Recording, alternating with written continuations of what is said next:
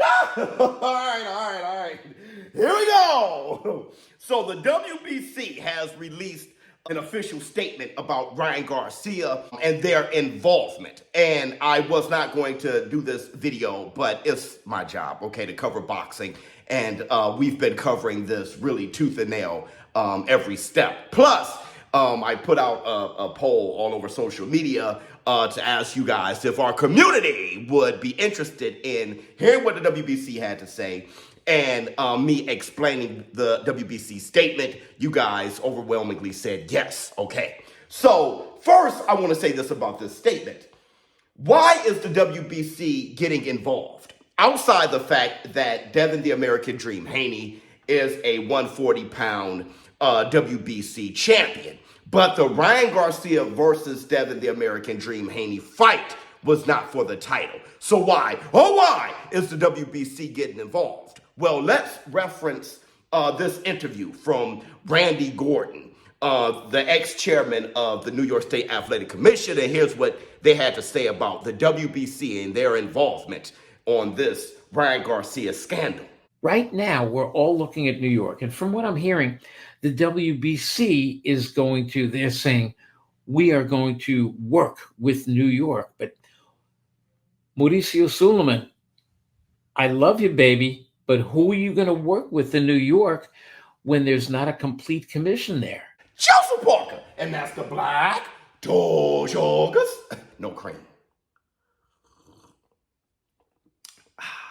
That's right. The WBC is getting involved for many reasons. The biggest reason is that the New York State Athletic Commission, their commissioner resigned. At the beginning of this whole thing as soon as Ryan Garcia popped. So they have no commissioner. And the New York State Athletic Commission, they are all over all sports in New York, and there's not a lot of boxing specialists, so they will be relying on the WBC. So let's talk about the WBC for a minute. Don't forget, it was the WBC who found Alicia Baumgartner not guilty for ingesting PED intentionally. The conclusion that there's no real evidence to say that she intentionally ingested Ms. Sterling. Accordingly, the WBC found Ms. Baumgartner not guilty. Thank you, world. I always knew it'd be so high. And that was only a few months ago. So let's read this statement from the WBC and let's see what we can make out of the statement. So it says, Ryan Garcia's adverse findings, the WBC results management process update. It says, as it has been widely publicized around the world, the contents of Ryan Garcia's A and B sample containers collected on April 19th and April 20th, 2024 yielded adverse analytical findings for ostarine. That language sounds very similar to Better BF, but I digress. Ostarine is a selective SARM. I'm not going to read all that. Ostarine and all SARMs are banned substances at all times under the WBC Clean Boxing Program. Upon receiving the notification of the adverse findings, the WBC immediately started its results management process under the governing WBC CBP's testing and results management guidelines. Under that process, the WBC notified Mr. Garcia of the adverse findings, provided him with the information about his right to witness the opening of the B sample container and to have the contents of the B sample container tested. The B sample container's contents also yielded adverse analytical findings for ostarine. This we know, okay? And what they are basically saying is that Ryan Garcia popped for the A and the B sample, and we know this. But this is the important part. In addition, the WBC's results management unit's notification to Mr. Garcia requested available information and or documents to assist the unit's determination of the circumstances leading or responsibly related to the adverse findings. The WBC results management unit anticipates receiving the available information requested toward the end of June. So the WBC is anticipating receiving information to continue with this process, meaning that Ryan Garcia popping for the A sample and the B sample proves that ostarine is in his system, but it's not the only thing they rely on when they make a ruling, right? So just like Alicia Baumgartner, just like Canelo Alvarez, they want to know if it's intentional or unintentional, meaning did Ryan Garcia consume ostarine in purpose to get an edge for his fight against Devin the American Dream Haney? And when they look at all those things, that's when they give the extension or the intensity of the penalty. All right, so that's what's going to determine how much they're going to penalize Ryan Garcia, if at all. All right, so let's continue on. In the meantime, the WBC has continued to investigate the pharmacological characteristics of ostarine. The details of the test results that led the adverse findings and any other explanation that might relate to the adverse findings. The WBC will continue to provide updates of the process it is undertaking as additional information becomes available. So this paragraph, the second to last paragraph, is extremely important here. Let's look at it again and let me explain to you what this means. In the meantime, the WBC has continued to investigate the pharmacological characteristics of ostarine. What does that mean? It means they are looking into seeing how much ostarine would have actually benefited Ryan Garcia, which is why statements like this from bodybuilders are important. I've been using performance enhancement drugs for 20 plus years.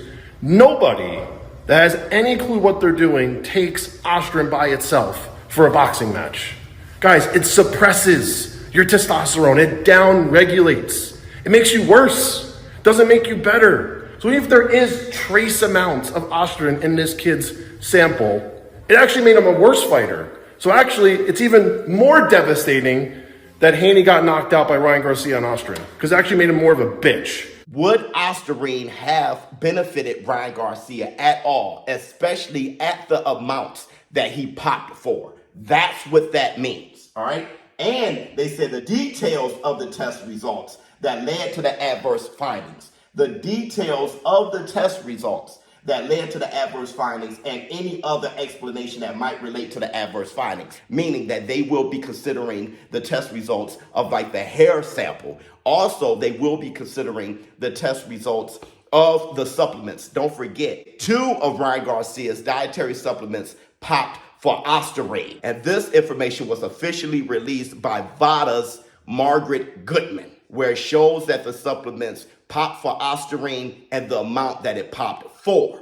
It also shows the company that did the testing, and this company is a WADA company. Now, the producers of NutriBio supplement, they did fight back, and they showed that a previous bottle of the same lot yielded clean results negative of ostarine. Now, there's 2 things to note here. Because the bottle that Ryan Garcia consumed popped for ostarine, it doesn't mean that every bottle on that lot would pop for ostarine. Team Ryan just had to prove that the bottle that he used specifically was contaminated by ostarine. Number 2, in this WBC statement, they did not say that they will be considering the test from NutriBio. They're saying that they're considering all of the documentation and test results from Ryan Garcia. Also, NutriBio's tests were not done by a WADA company and not supervised by VADA. Now, all in all, in conclusion, what's going on here is what we've been saying in this community the entire time.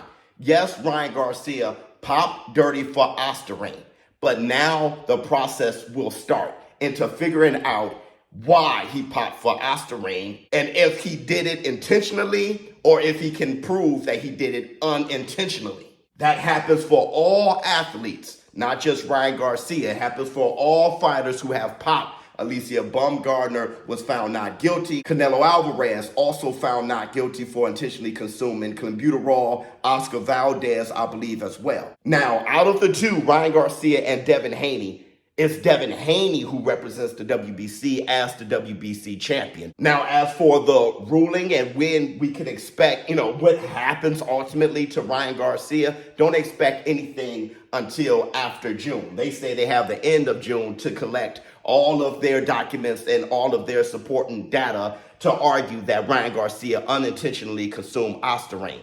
Now, that date, though, is extremely important. Let me tell you why. Because if the WBC hits Ryan Garcia with a light penalty, let's say just like a 3-month penalty, the penalty will begin from the date that Ryan Garcia popped dirty. So it will begin from April 20th, meaning April to May, May to June, June to July. Meaning when the ruling is made, Ryan Garcia could be a free fighter. That's if the penalty is as low as 3 months or even 4 months. But let me know how you feel in the comments below. ShowBizz, I'm out.